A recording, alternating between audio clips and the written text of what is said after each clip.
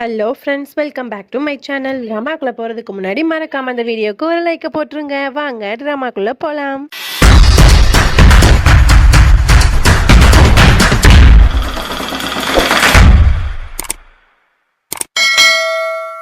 Starting சீனில் நம்ம ரதன் சிங்கை தான் காட்டுறாங்க. அவன் வந்து தியாவுக்கும் அவனுக்கும் பயங்கரமான ஒரு சண்டை இருந்துச்சுல, அதனால ரொம்ப சோகமாக வந்து பாரில் உட்காந்து ட்ரிங்க்ஸ் பண்ணிட்டு இருக்கான். அப்போ அந்த பாரில் வேலை பார்க்குற ஒருத்தன் என்ன பண்ணுறான்னா, தெரியாமல் ட்ரிங்க்ஸை வந்து நம்ம ரதன் சிங் மேலே கொட்டிடுறான்.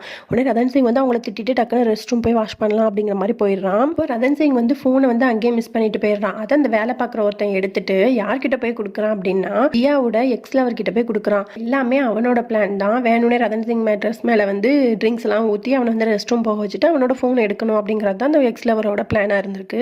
அவன் வந்து இதை எடுத்துட்டு தியா வந்து அப்போ ஒரு வாய்ஸ் நோட் அனுப்பியிருக்கா. என்ன அனுப்பியிருக்கா அப்படின்னா, ரதன் சிங் மன்னிச்சிரு, நடந்தது எல்லாத்தையும் மறந்துட்டு நீ வா, நம்ம வந்து டிஸ்கோக்கு போகலாம், நான் டிஸ்கோல தான் வெயிட் பண்ணுவேன், வந்துரு அப்படிங்கிற மாதிரி சொல்லியிருப்பா. உடனே அந்த வாய்ஸ் நோட்டை வந்து இவன் கேட்டிருப்பான். அதுக்கப்புறம் அந்த எக்ஸ் லவர் என்ன பண்றான் அப்படின்னா, அவங்க அக்காவுக்கு கால் பண்ணி நடந்த எல்லாத்தையும் சொல்லிட்டு இருக்கான். அதுக்கப்புறம் அத்தைக்காரியோட தங்கச்சியும் தான் காட்டுறாங்க. அவங்க ரெண்டு பேரும் யாஷ்க்கு ஒரு பொண்ணு பார்த்துருப்பாங்கல்ல, அவங்கள வந்து வெல்கம் பண்ணிட்டு இருக்காங்க. இப்போ உடனே அத்தைக்காரி கேட்கறான், என்ன நீங்க மட்டும் வந்திருக்கீங்க, அப்பா மட்டும் வந்திருக்காங்க, உங்களோட அம்மா வரல அப்படிங்கிற மாதிரி அந்த பொண்ணுகிட்ட கேட்கறாங்க. உடனே அந்த பொண்ணு சொல்றா, இல்லை எங்கள் அம்மா பற்றி எதுவும் என்கிட்ட கேட்காதீங்க அப்படிங்கிற மாதிரி சொல்கிறா. உடனே அது கத்தக்காரி சொல்கிறா, எந்த ஃபேமிலி பேக்ரவுண்டு ஃபுல்லாக தெரியாமல் நாங்கள் எப்படி எங்களோட பையனை வந்து கல்யாணம் பண்ணி கொடுக்க முடியும், அப்போனா எங்களுக்கு செட் ஆகாது அப்படிங்கிற மாதிரி சொல்கிறா. உடனே அந்த பொண்ணு சொல்கிறா, இல்லை எங்கள் அம்மா பற்றி தெரிஞ்சுக்கிட்டா தான் இந்த கல்யாணத்துக்கு ஒத்துக்குவீங்கன்னா எனக்கு வந்து இந்த கல்யாணத்தில் இஷ்டம் இல்லை அப்படிங்கிற மாதிரி அவளும் சொல்லிட்டு இருப்பா. அது எல்லாத்தையுமே யாஷ் நின்று பார்த்துட்டு, என்னது இந்த பொண்ணா, நமக்கு பிடிச்ச பொண்ணு தான் அத்தையுமே பார்த்துருக்காங்களோ அப்படிங்கிற மாதிரி சொல்லிட்டு அங்கே பேசின எல்லாத்தையுமே வந்து கேட்டுட்டு இருக்கான்.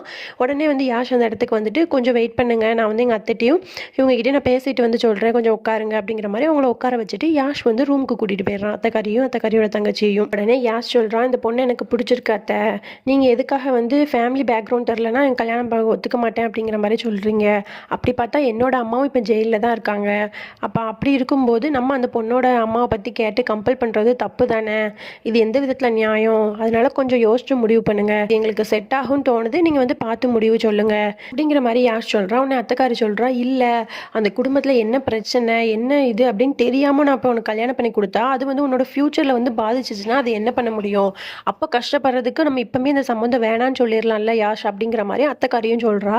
ஆனால் யாஷ் வந்து அதுக்கு ஒத்துக்க மாட்டான். இல்லை நீங்கள் கொஞ்சம் யோசிச்சு முடிவு பண்ணுங்க, என்னோட அம்மா அப்பாவோட பேக்ரவுண்டையும் பார்த்துட்டு நீங்கள் முடிவு பண்ணுங்க அப்படிங்கிற மாதிரிலாம் சொல்லிட்டு அந்த இடத்த விட்டு வெளியே வந்து அவங்க அப்பாவையும் பொண்ணையும் உட்கார வச்சுட்டு போயிருந்தாம்ல, அவங்க வந்து பார்க்குறான், அவங்க ரெண்டு பேருமே இல்லை.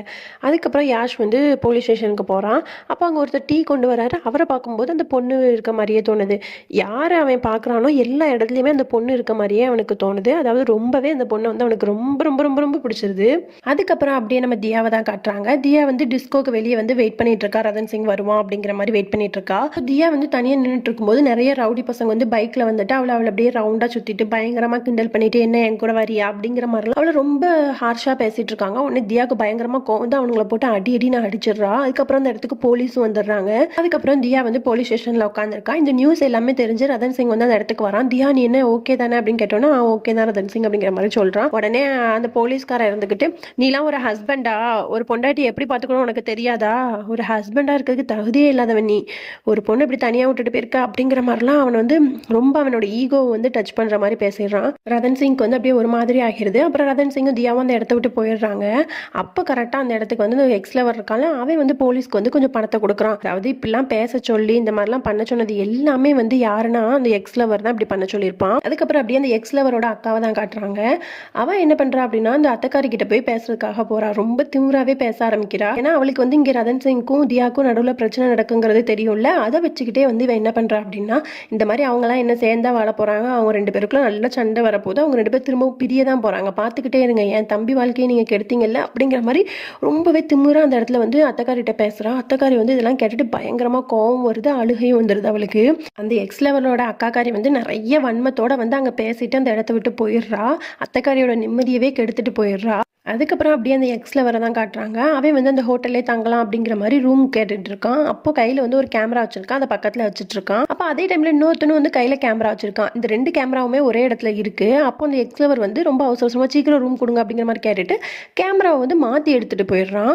அதுக்கப்புறம் அந்த இடத்துக்கு வந்து தியா வந்துட்டு ரிசப்ஷனில் பேசிகிட்டு இருக்கான். அப்போ அந்த ஏற்கனவே ஒரு பக்கத்தில் ஒருத்தன் கேமரா வச்சுருந்தனால அவன் வந்து கேமரா ஓப்பன் பண்ணி பார்த்துட்டு, இது என்னோட கேமராவே இல்லையே, இது யாரோட ஃபோட்டோஸு, என் கேமரா இப்போ எங்கே போச்சு அப்படிங்கிற மாதிரி அவன் பேசிகிட்டு இருக்கான். அதை வந்து தியா திரும்பி பார்த்துட்டு இப்படி அந்த ஃபோட்டோவை எட்டி பார்க்குறா. பார்த்தா அதில் எல்லாமே தியாவோட ஃபோட்டோவாக இருக்குது. அதாவது தியா வந்து அந்த நிறைய பசங்களால் டீஸ் பண்ணப்பட்டால அப்போ எடுத்த ஃபோட்டோ, அதுக்கப்புறம் போலீஸ் ஸ்டேஷனில் உட்காந்துருக்க மாதிரியான ஃபோட்டோ, இது எல்லாமே அந்த கேமராவில் இருக்குது. உடனே தியா இருந்துட்டு அந்த கேமராவை கொடுங்க அப்படிங்கிற மாதிரி வாங்கிட்டு எல்லாத்தையும் பார்த்துட்டு ஷாக் ஆகுறா. இதை யார் இந்த கேமராவில் எடுத்து வச்சிருக்கா, இது யார் பண்ண வேலையாக இருக்கும் அப்படிங்கிற மாதிரியே எடுத்துட்டு யோசிச்சுட்டே வந்து சுற்றி சுற்றி தேடிட்டே வந்து அவளுக்கு வந்து அந்த எக்ஸ் லவர் மேலே தான் டவுட் வந்திருக்கும். அதனால அவன் வந்து அவன் இங்கே இருக்கானா அப்படிங்கிற மாதிரி சுற்றி சுற்றி தேடிட்டு இருக்கா. பார்த்தா அவன் அங்கே ஃபோன் பேசிட்டு இருப்பான். அதை தியா பார்த்தோன்னே பயங்கரமாக ஷாக் ஆயிடுறா. இவன் இங்கேயும் வந்துட்டானா, அப்போ இப்போ நடந்த எல்லாத்துக்குமே காரணம் இவன் தானா அப்படிங்கிற மாதிரி யோசிச்சுட்டு பயங்கரமாக அவனுக்கு கோவம் வருது. அதுக்கப்புறம் என்ன பண்ணுறான்னா அந்த கேமராவில் இருக்க மெமரி கார்டை எடுத்து உடச்சி போட்டுட்டு அந்த கேமராவே அங்கிட்டு போட்டுட்டு இவனை ஏதாவது பண்ணியே ஆகணுமே அப்படின்னு சொல்லிட்டு சுற்றி சுற்றி தேடுறா. அப்போ அங்கே ஒரு கட்டை கிடக்கும். அதை எடுத்து அவனோட கையிலே ஓங்கி வந்து அடிச்சிடுறா. உடனே அவனுக்கு பயங்கரமாக வலிச்சிருது. உடனே அவனும் திரும்பி பார்த்துட்டு நீயா அப்படிங்கிற மாதிரி ஷாக் ஆயிடுறான். அதுக்கப்புறம் அவள் போட்டு அடி அடின்னு அடிக்கிறா. இவனும் பதிலுக்கு அடிக்க போகிறான். அவளை பிடிச்சி தள்ளிலாம் விடுறான். உடனே அங்கே ஒரு பாட்டில் கிடக்கும். அதை உடச்சி தியா வந்து நீ என் கிட்ட வந்து உன்னை குத்தி கிழிச்சிடுவேன் பார்த்துக்கோ அப்படிங்கிற மாதிரி ரொம்ப கோவத்தோடு வந்து அவனை கொல்றதுக்கே போயிடுறா. அதுக்கப்புறம் சொல்கிறான் உனக்கு இதுதான் லாஸ்ட் வார்னிங், இனிமே என் லைஃப்பில் நீ வந்து ஏதாவது பிரச்சனை பண்ணனா உனக்கு அவ்வளோதான் அப்படிங்கிற மாதிரி ஒரு வார்னிங்கை கொடுத்துட்டு அந்த இடத்த விட்டு போயிடுறா. அதுக்கப்புறம் வந்து ரதன் சிங்கை தான் காட்டுறாங்க. ரதன் சிங் வந்து பயங்கர சோகமாக இருக்கான். அப்போ தியா வந்துட்டு ரதன் சிங் நம்ம கிளம்பலாமா அப்படிங்கிற மாதிரி கேட்குறான். உடனே வந்து ரதன் சிங் சொல்கிறான் சாரி தியா, என்னால் வந்து ஒரு பெஸ்ட் ஹஸ்பண்டாக இருக்கவே முடியல, என்றைக்குமே இருக்கவே முடியாதுன்னு நினைக்கிறேன். நான் எவ்வளவோ ட்ரை பண்ணுறேன், என்னால் ஒரு குட் ஹஸ்பண்டாக இருக்கவே முடியல தியா. அங்கே பாரு இன்னைக்கு உனக்கு இப்படி ஒரு தப்பு நடக்கிறதுக்கு வந்து நான் தானே காரணமாயிட்டேன். என்னோட கேர்லெஸ்னால தானே நீ வந்து இன்னைக்கு போலீஸ் ஸ்டேஷன் போகிற அளவுக்கு ஆயிடுச்சு. இப்போது என்னால் உன்னை வந்து ஒழுங்காக பார்த்துக்க முடியாதுன்னு நினைக்கிறேன் தியா. அதான் நான் ஒரு முடிவு எடுத்திருக்கேன், நம்ம 2 பேருமே பிரிஞ்சிடலாம். நீ உன்னோட லைஃப்பை பாரு, நான் என்னோட லைஃப்பை பார்க்குறேன், அதுதான் நல்லதுன்னு நினைக்கிறேன். அப்போ தான் நீயும் நிம்மதியாக இருப்பேன்னு நினைக்கிறேன் அப்படிங்கிற மாதிரிலாம் ரொம்ப எமோஷ்னலாக பேசுகிறான்.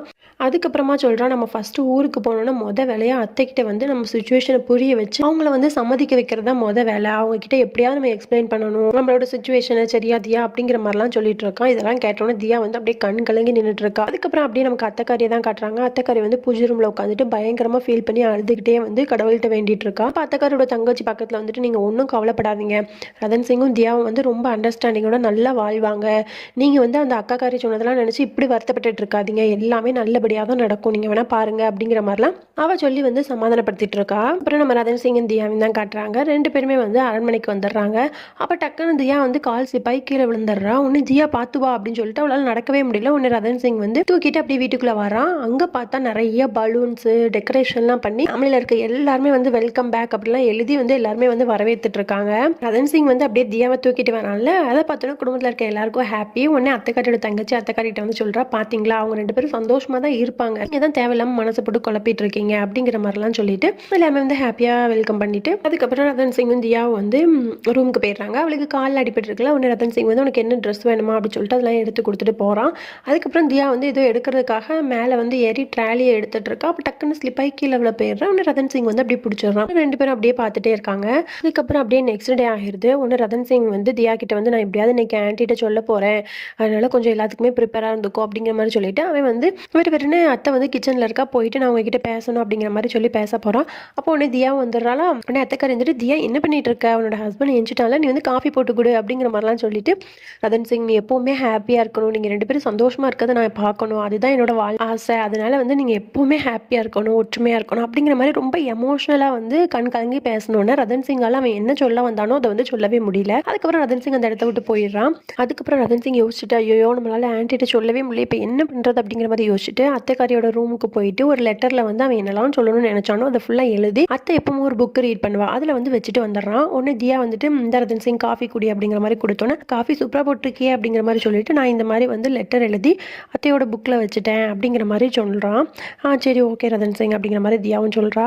ரதன் சிங் வந்து ஒரு விஷயத்தை நோட் பண்ணுறான். தியாவோட கையில் வந்து ஏதோ தீக்காயம் பட்ட மாதிரி அடிபட்டுருக்கு. ஒன்று என்னாச்சு தியா அவன் கையில் இப்படி இருக்குது அப்படிங்கிற மாதிரி கேட்டோன்னா அவள் சொல்கிறா இல்லை காஃபி போடும்போது கையில் வந்து சுட்டுக்கிட்டேன் அப்படிங்கிற மாதிரி சொன்னோன்னே நீ வெயிட் பண்ணி நான் போய் ஆயில்மெண்ட் எடுத்துகிட்டு வரேன் அப்படிங்கிற மாதிரி சொல்லிட்டு அவளுக்கு ஆயில்மெண்ட்டையும் கொடுத்துட்டு கீழே விறுவிறுன்னு போய் அத்தைக்காரிட்ட போயிட்டு இந்த மாதிரி அவளுக்கு வந்து அடிபட்டுருக்கு, இனிமேல் அவளை வந்து கிச்சனில் விடாதீங்க, பார்த்துக்கோங்க அப்படிங்கிற மாதிரிலாம் ரொம்ப கேர்ஃபுல்லாக வந்து பேசிகிட்டு இருக்கான். உடனே அத்தைக்காரி இருந்துட்டு ஓகே ரதன் சிங் நாங்கள் பார்த்துக்குறோம், உங்ககிட்ட ஒரு முக்கியமான விஷயம் பேசணும் அப்படிங்கிற மாதிரி சொல்லிட்டு யாஷ்க்கு வந்து பொண்ணு பார்த்துருக்காங்களே அந்த விஷயத்தெல்லாம் சொன்னோன்னே ரதன் சிங் வந்து பயங்கரமாக ஹாப்பி ஆயிடுது. அதுக்கப்புறம் அப்படி தியாவை காட்டுறாங்க. தியா வந்து கையில் வந்து அப்படியே ஒத்தனம் கொடுத்துட்டு இருக்கா. அப்போ யாஷ் வந்துட்டு தியா நான் உங்ககிட்ட ஒரு முக்கியமான விஷயம் சொல்லணும் அப்படிங்கிற மாதிரி சொல்லிட்டு நடந்த எல்லாத்தையுமே சொல்கிறான். அப்போ ஒரு விஷயத்த சொல்கிறான், இந்த மாதிரி வந்து அத்தை வந்து வேணான்னு சொன்னாங்க, அந்த பொண்ணை நேரில் போய் பேசி நம்ம ஃபேமிலி பற்றி எல்லாமே சொல்லி அந்த பொண்ணுக்கு புரிய வச்சு வீட்டுக்கும் கூட்டிகிட்டு வந்து அத்தையே வந்து கன்வின்ஸ் பண்ணி நான் வந்து எல்லாத்தையுமே ஒத்துக்க வச்சுட்டேன் அப்படிங்கிற மாதிரி சொன்னோன்னு தியா வந்து பயங்கரமாக ஹாப்பி ஆயிடுறா. ஓகே ஃப்ரெண்ட்ஸ், இதோட நம்ம இந்த பாட்டை முடிச்சுக்கலாம். நாளைக்கு பார்க்கலாம். பாய்.